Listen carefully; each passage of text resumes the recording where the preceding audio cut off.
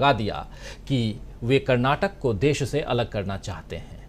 इस बेबुनियाद आरोप पर मोदी जी को फौरन तीखा जवाब मिल गया। इस बार तो कपिल सिब्बल ने ही कह दिया कि देश ने इंदिरा और राजीव गांधी को देश के लिए खून बहाते देखा है। मोदी जी के बयान साबित कर रहे हैं दोस्तों कि उन्हें इस बार बीजेपी को जीत दिलाने के तरीके नहीं सूझ रहे। वहीं राहुल गांधी तो ऐसे ऐसे काम कर रहे हैं, ऐसे ऐसे तरीके ईजाद कर रहे हैं जिससे बीजेपी बिल्कुल भौचक है और जिसके बारे में बीजेपी के नेताओं ने शायद सोचा ही नहीं होगा। कल राहुल गांधी ने डिलीवरी बॉयज से, यानी कि डिलीवरी करने वाले अलग अलग कंपनियों के, ब्लिंकिट है, स्विगी है, जोमेटो है, इन सब के लड़कों के साथ मुलाकात की, उनके साथ डोसा खाया, कॉफ़ी पी और एक लड़के के साथ स्कूटी की सवारी भी की। वहीं आज राहुल गांधी लोकल बस में सवार हो गए और वहां महिलाओं से उन्होंने चर्चा की। राहुल गांधी की ये जो तस्वीर आप देख रहे हैं ये कल की तस्वीर है, लेकिन आज की तस्वीर ज़रा दिखाता हूं कि राहुल गांधी आज जब पहुंचे, सबसे पहले बस स्टॉप पर, देखिए ये राइट साइड में आप देख रहे हैं, बस स्टॉप पे पहुंचे, लड़कियां थीं, कॉलेज जाती हुई, स्कूल जाती हुई लड़कियां, और उसके बाद ये बस में सवार हुए। चलिए पूरा वीडियो देखते हैं कि क्या कुछ हुआ और ये वीडियो क्यों इम्पोर्टेंट है, इसकी चर्चा बाद में करेंगे, लेकिन पहले देख लेते हैं पूरा वीडियो। देखिए। Are we going on a bus together? Where are you going? Where is your college? Yeah, how are you? All of you are going to college? So IT you want to do? Software development, all of you? Yes,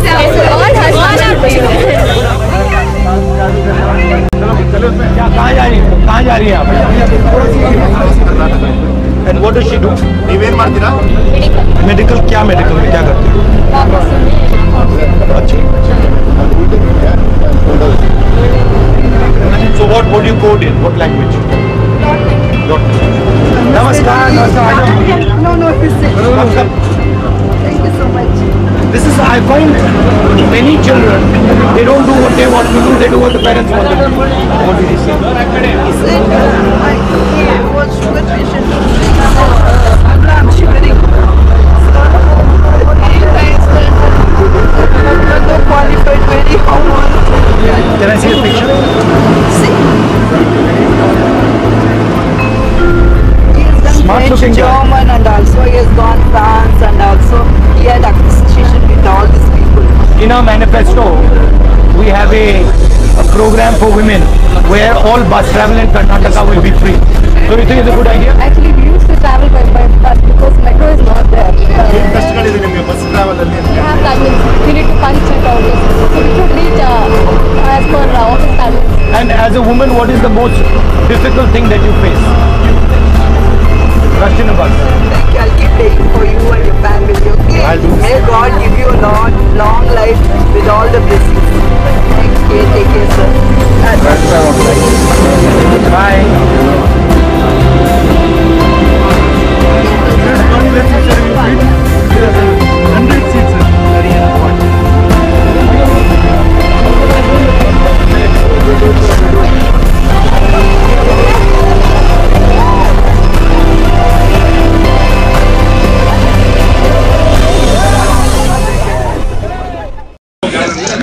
मैं बैठ जाऊँ यहाँ पे? Sir थोड़ा पीछे चलिए। Okay. तो देखा आपने कि किस तरह राहुल गांधी आम यात्रियों की तरह बस में चढ़े, वहां महिलाओं के साथ उनकी बातचीत हुई और उनकी इस अदा पर जनता, महिलाएं खासकर, रीझ गईं। कई लोगों ने उनके साथ सेल्फी खिंचाई, हाथ मिलाया और अपने दिल की बात कही। यानी राहुल एक बार फिर भारत जोड़ो यात्रा के अंदाज में लोगों को दिखे। इधर विजयनगर में प्रियंका गांधी के रोड शो में भी भारी भीड़ उमड़ी। मोदी जी और बाकी बीजेपी के, ये जो देख रहे हैं आप, ये विजयनगर में प्रियंका गांधी का रोड शो और उसमें भारी भीड़, और मोदी जी और बाकी बीजेपी के नेताओं के रोड शो में भी भीड़ किस तरह जुटाई जाती है, इसके कई किस्से, कई वीडियो सामने आ चुके हैं।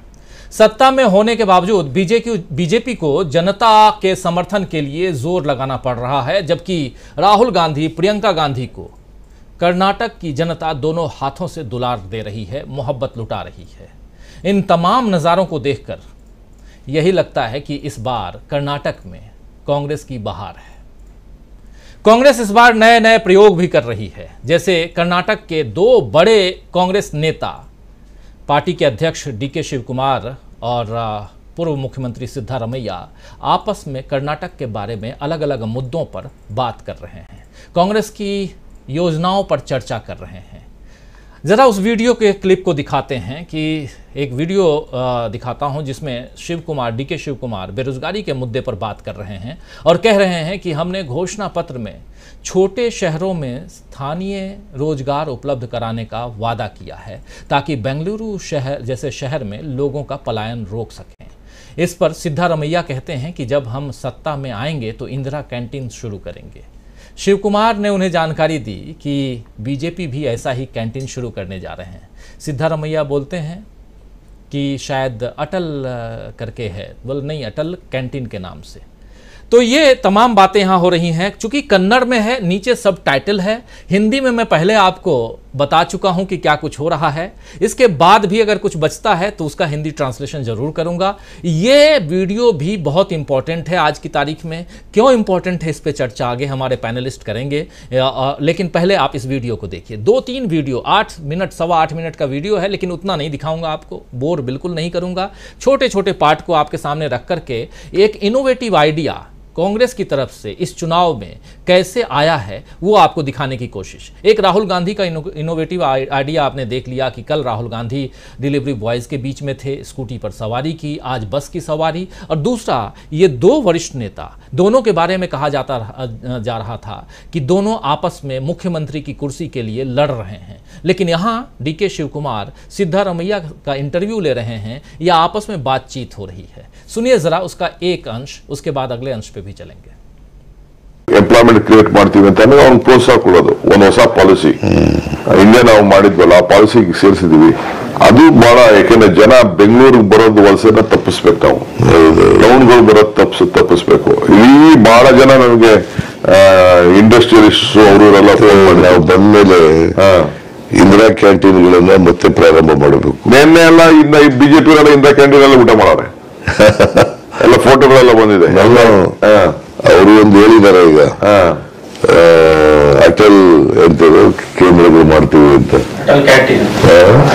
ಅವ್ರು ಎಲ್ಲಿ ಬರ್ತಾರೆ ಸರ್? ಅಯ್ಯೋ, ಈಗ ನನ್ನ ಸರ್ವೆ ತಿರ್ಗ ನೆನೆ ರಾತ್ರಿ ಬಂತು, 62 ಮೇಲೆ ಅವ್ರು ದಾಟಲ್ಲ. ಐ ಆಮ್ ಟೆಲಿಂಗ್ ಯು, ದಳ ಒಂದು 22, 23, ಒಂದು 3 ಇಂಡಿಪೆಂಡೆಂಟ್ ಕಾಣ್ತಾ ಇದೆ ನನ್ನ ಸೇವೆಯಲ್ಲಿ. ಮೂರ್ ಕಡೆ ಈ ಸಾರಿ ಸ್ವಲ್ಪ ಇಂಡಿಪೆಂಡೆಂಟ್ ಬರ್ತಾರೆ, ಮೂರ್ ಕಡೆ ಇಂಡಿಪೆಂಡೆಂಟ್ ಬರೋ ಸಾಧ್ಯತೆ ಇದೆ. 3 ಇಂಡಿಪೆಂಡೆಂಟ್ ಕಾಣ್ತಾ ಇದೆ. ಅದು ಬಿಟ್ಟರೆ ಇನ್ನೆಲ್ಲ 67 ಮೇಲೆ ಅಲ್ಲ. ದಿನ ಬೆಳಗ್ಗೆ ಎದ್ರೆ ಪ್ರೈಮ್ ಮಿನಿಸ್ಟರ್ ಇಲ್ಲ, ಎಲ್ಲರೂ ಫೋನು, ಏನು IT ಫೋನು, ಆ ಟಿವಿ ಬಂದು। तो देखिए, बहुत मज़ेदार बातचीत यहाँ हो रही है कि हम आएंगे तो क्या करेंगे। वो भी कैंटीन लेके आ रहे हैं, उनके कैंटीन का नाम अटल कैंटीन होगा, हम जो लेके आ रहे हैं वो इंदिरा कैंटीन के नाम से होगा।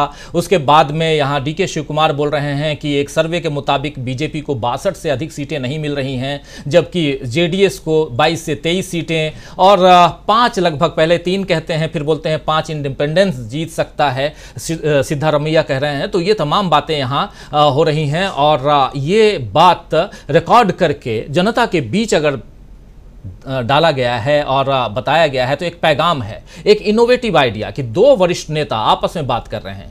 क्या बीजेपी के पास 2 वरिष्ठ नेता हैं? 2 का नाम तो याद आता है, जो दोनों दिल्ली में हैं और केंद्रीय कैबिनेट में हैं। एक प्रधानमंत्री हैं और दूसरे गृह मंत्री हैं।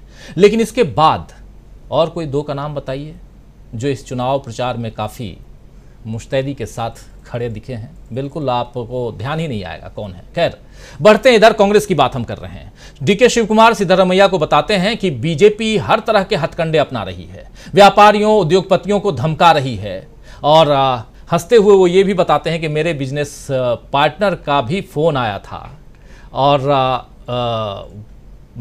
वो जो है कि कह रहे हैं कि मेरे बिजनेस पार्टनर भी मेरा फ़ोन नहीं उठा रहे हैं। सिद्धारमैया शिव कुमार से कहते हैं कि लोगों को हम पर अब भरोसा है, खासकर महिलाओं को। गारंटी कार्ड पर हम दोनों ने सिग्नेचर किए हैं, हस्ताक्षर किए हैं। ज़रा इसको भी देख लेते हैं। मुझे उम्मीद है कि आप लोग जो नीचे सबटाइटल चल रहा है उससे आपको समझ में आ रही होगी बात। कन्नड़ में बातचीत है लेकिन बहुत इंपॉर्टेंट है, और ये इंपॉर्टेंस आपको आगे जब हम चर्चा करेंगे तो उसमें और भी आपको समझ में आएगा, इसलिए ध्यान से सुनिए क्या कुछ चल रहा है। सुनिए जरा। ಪಾರ್ಟ್ನರ್ ಅವರೇ ಫೋನ್ ಕೊಡುತ್ತಲ್ಲ ಸರ್, ಅದೆಲ್ಲ ಎದುರಿಸಿದೆ.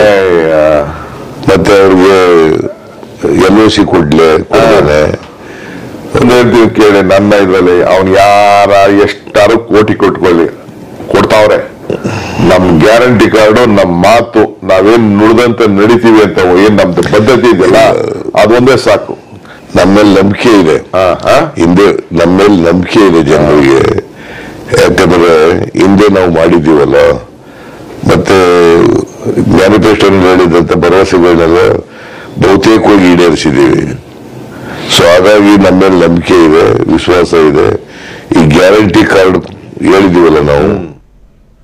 तो सुन रहे थे आप सिद्धारमैया इसके आगे भी कहते हैं, और बहुत इंपॉर्टेंट बात जरूर सुनाना चाहूंगा आपको। कह रहे हैं कि BL संतोष बीजेपी में महत्वपूर्ण नेता हैं। BL संतोष आप जानते हैं, उनका नाम सुना होगा आप लोगों ने, कई बार हमारे इसी चर्चा के दौरान कई बार उनका नाम आ चुका है। तो BL संतोष बीजेपी में महत्वपूर्ण नेता हैं और उनका कहना है कि हमें लिंगायतों की जरूरत नहीं है। अब देखिए यहाँ लिंगायत की कहानी शुरू हो रही है। हिंदुत्व हमारे लिए काफ़ी है। BL संतोष कह रहे हैं कि हिंदुत्व हमारे लिए काफ़ी है, हमें लिंगायतों की ज़रूरत नहीं है। सिद्धारमैया ये भी दावा करते हैं कि बसवराज बोम्मई जो अभी मुख्यमंत्री हैं वहाँ के, उनको एक बार खास महत्व, इस बार जो है वो खास महत्व नहीं मिलने जा रहा है। जगदीश शेट्टार जैसे नेता को बीजेपी ने टिकट नहीं दिया। शिव कुमार ये भी कहते हैं कि जगदीश शेट्टार बीजेपी में अच्छी छवि वाले नेता थे, लेकिन उन्हें अपमानित किया गया, उन्हें स्टेज पर नहीं चढ़ने दिया गया। इसी तरह लक्ष्मण सावदी की भी उपेक्षा की गई। इस बातचीत को आप जरा थोड़ा सा और सुन लीजिए और चर्चा को आगे बढ़ाते हैं।